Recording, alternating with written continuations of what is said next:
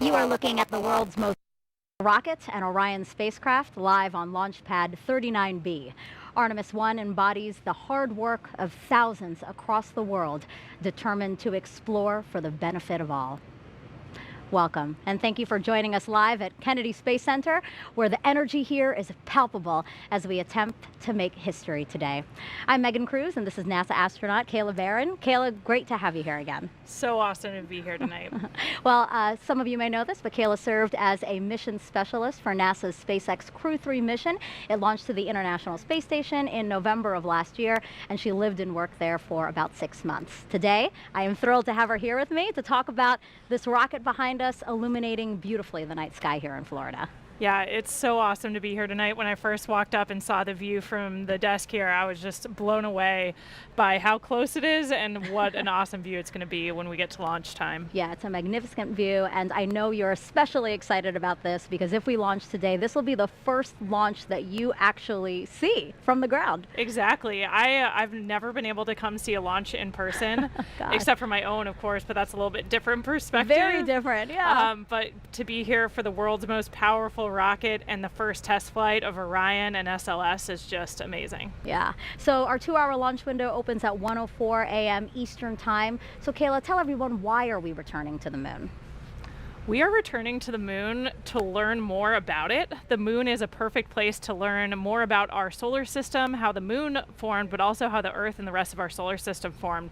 And we know so little about it. There's a lot to learn by returning there and doing some awesome geology work, but it's also the perfect proving ground for our continuation, exploring further into our solar system and eventually going to Mars. Right. We need to test all the operations concepts, all the equipment, habitats, rovers, suits, all of these geology work, but it's also the perfect proving ground for our continuation, exploring further into our solar system and eventually going to Mars. Right. We need to test all the operations concepts, all the equipment, habitats, rovers, suits, all of these things. And so it's the perfect place to test all of those things out and learn the things we need to do something that's almost hard to wrap your head around, going all the way to another planet. Absolutely. Really ambitious goals, and it all starts here with Artemis 1.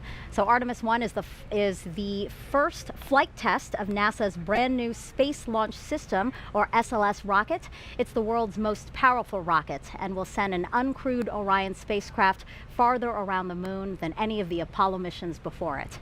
Artemis 2 will be the first crewed mission around the moon, and then Artemis 3 will use a brand new human landing system to bring astronauts to the surface of the moon. Future Artemis missions will dock to Gateway, NASA's lunar orbiting space station, before descending to the moon. So Kayla, what must we demonstrate with Artemis 1 before we put astronauts on board for those future crewed missions? This is our first integrated test flight of the rocket, the Space Launch System rocket, and Orion, the capsule that crew will fly in on Artemis 2.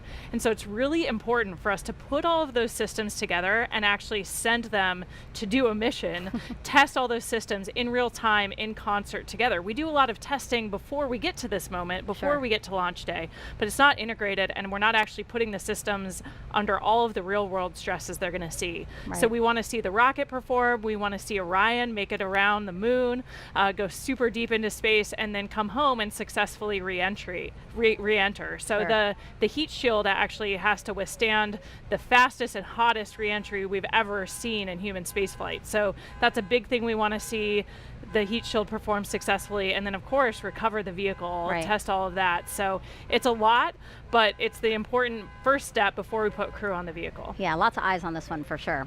So tanking of the rocket began at 4:30 this afternoon. NASA's Daryl Nail is inside with the launch team and has some information about an issue they're currently working.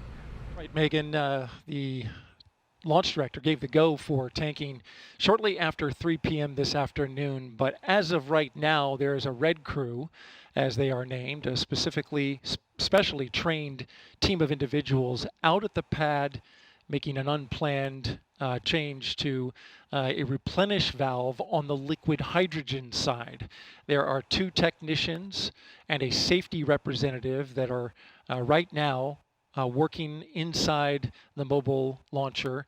It's in an open air area that has a replenish valve that goes to the liquid hydrogen side of the core stage.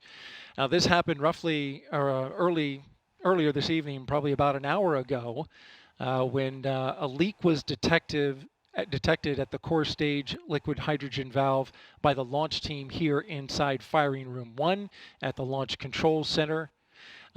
Unfortunately, the team here was unable to remedy the leak remotely, and so it became necessary to send a crew of individuals, called the Red Crew, out to the launch pad to make a hands-on fix, so to speak, to that valve. And what they're doing is they're torquing down bolts that are on the valve. They believe that by torquing these bolts down, they'll get a better seal on that replenish valve, and that should remedy the leak. The leak was detected by the hazardous operations team here inside the launch control when the percentage of hydrogen went above 1%. Now that's significant for this particular area because it is an open air location, the skid valve that runs the liquid hydrogen into the core stage. And we had reached replenish when this leak was detected. Over on the liquid hydrogen side, of course, there's 2 tanks on the core stage, liquid oxygen and liquid hydrogen.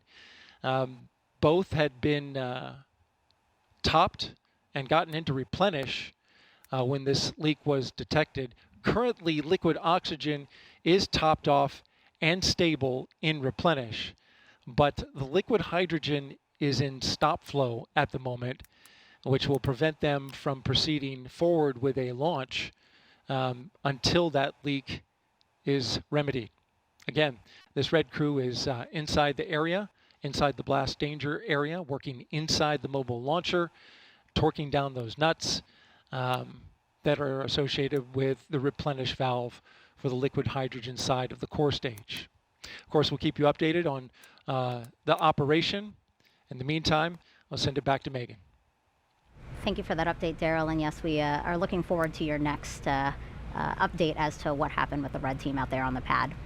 Now, today will be our 3rd opportunity to launch Artemis 1. The launch team called off the first 2 attempts due to issues while loading propellant into the rocket.